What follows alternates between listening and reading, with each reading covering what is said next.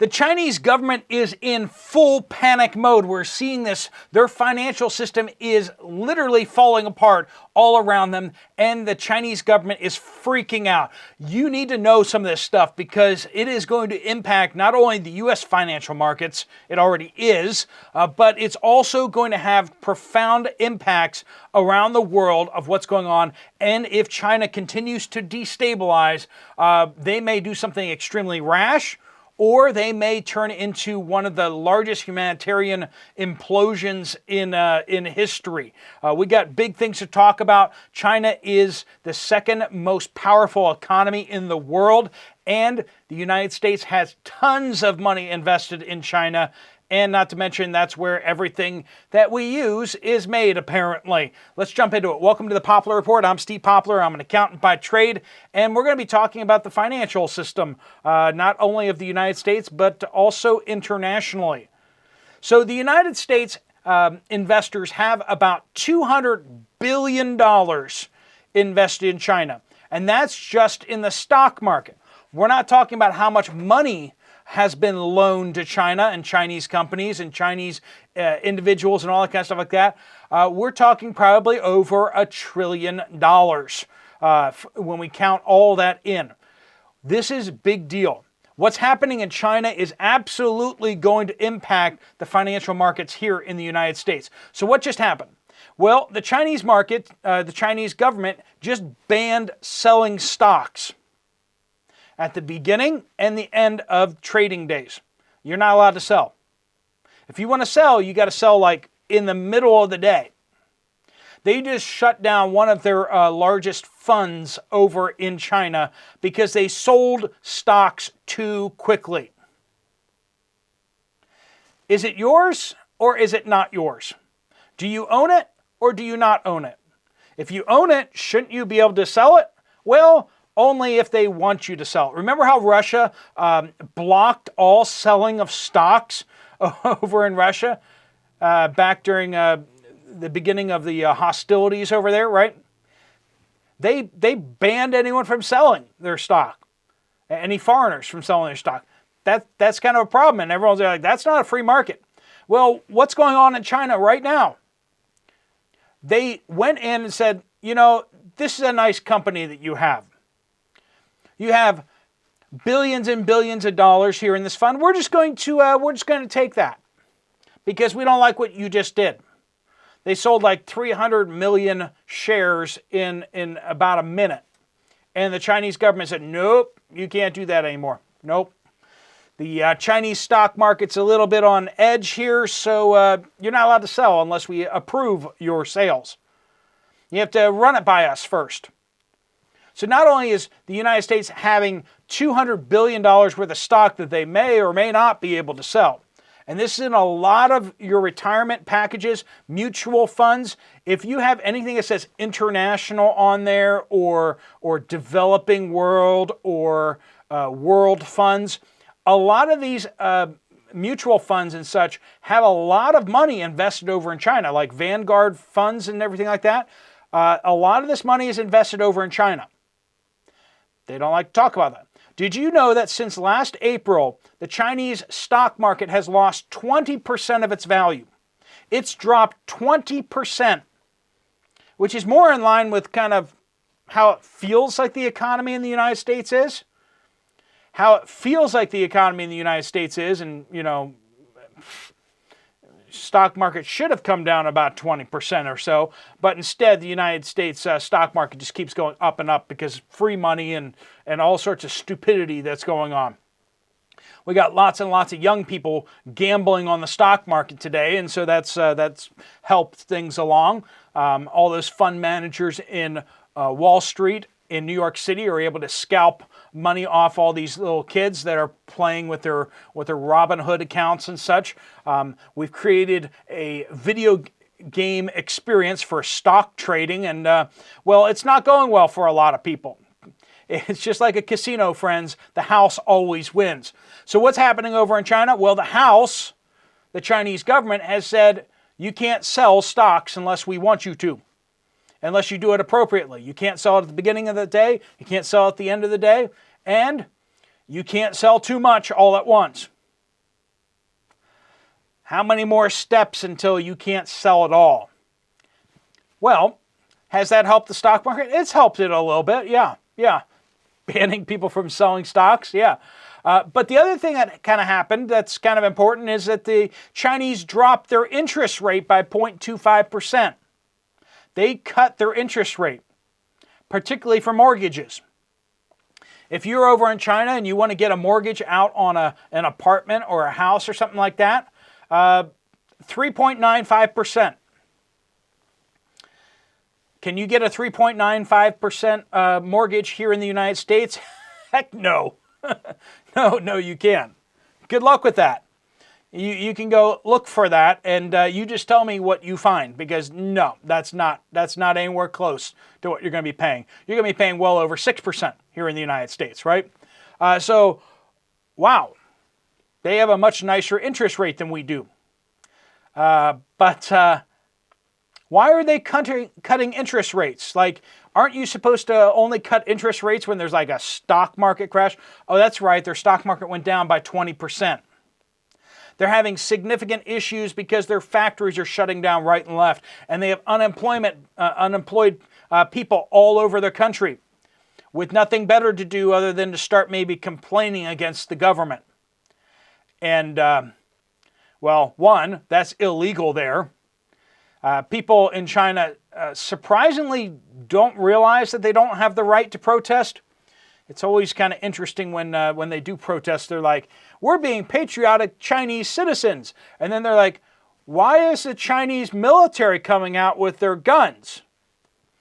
And it's kind of heartbreaking, because it's like so many of the people in China don't realize that they are under a dictatorship. And only when they start protesting do they suddenly realize, you know, we have reasonable demands. We have problem with this bank manager, whatever like that. But they don't realize that that bank manager was appointed by the governor and is a CCP, Chinese Communist Party party member. And yeah, you can't protest against him. You can't protest against that government agency. You can't protest against that nationally sponsored bank. So China is starting to teeter and totter. There is social unrest. There have been over 100 protests in just the last 3 months across China. Not hearing about that in the national media, are you? The mainstream media in the United States and the world around is not covering these things, and police brutality is out there. Now, we haven't seen them like gunning people down on the streets, but rubber bullets, tear gas, police with batons taking out on citizens. There have been images and reports that have come out of China about what's been going on with that. Again, people surprised that they don't have the right to protest. They can't go out in the street and start talking about reforms. They can't talk about these things. And discontent is rising up in China. Yeah, they don't have boomsticks. They don't have pew-pews.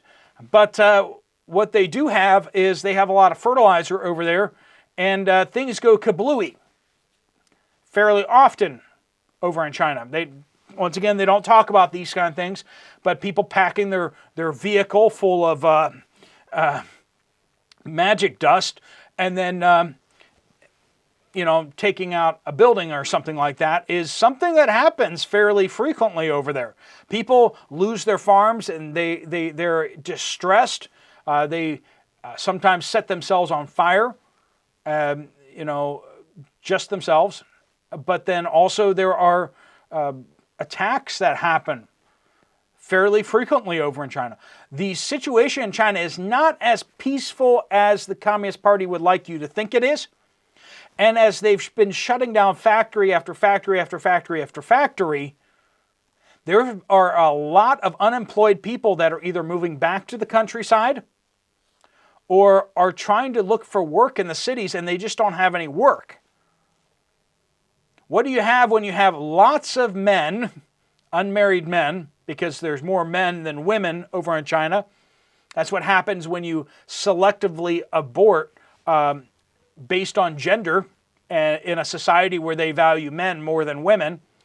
So families selectively aborted lots and lots of girls And so we have this dynamic there. So you have lots and lots of single men who can't get married because there's just not enough women around. And then on top of that, they don't have jobs. Unmarried, no jobs. Is this a setup for great discontent? It absolutely is. And when you see a large unemployed young male population that are not married, bad things tend to happen. Protests tend to happen, and those protests tend to develop into revolutions. China is deathly afraid, and as food prices keep spiraling out of control, and at the same time, American companies and companies from Europe and such are rapidly moving their production out of China as fast as they can. And they're shutting down Chinese factories, and they're starting production in Vietnam. They're starting production in India. They're starting production in Indonesia, Philippines, all over. They're trying to get their production out of China as fast as they can. And that means factories are shutting down right and left. And all these unemployed workers are trying to figure out what to do and how long until they turn their sights on the government and say, hey, this is your fault. The Chinese government is clamping down on all dissent hard. And with the stock market dropping and continuing to drop over months and months and months, people are getting upset. You have banks starting to fail because they've invested in this real estate and they have these ghost cities.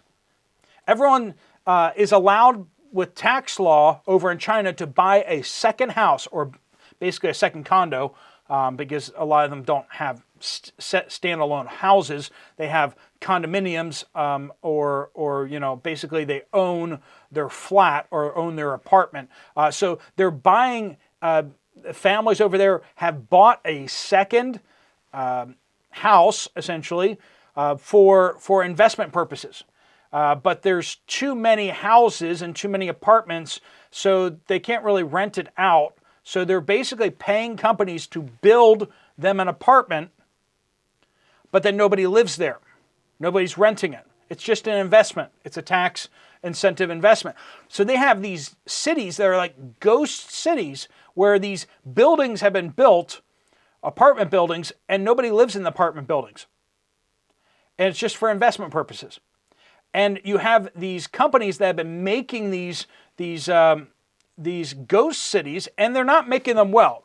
Like you see the videos of them inspecting these things, and whole buildings are falling down, facades are falling off. You go into these buildings, and the people didn't actually get to see the construction, didn't have any input on it, done as cheaply as possible, and they're just structurally unsafe across the board.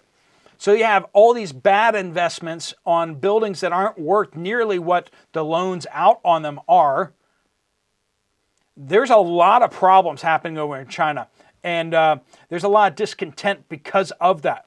You need to be aware of what's going on there. Like I said, almost $1 trillion of U.S. investment in China is at risk of being lost.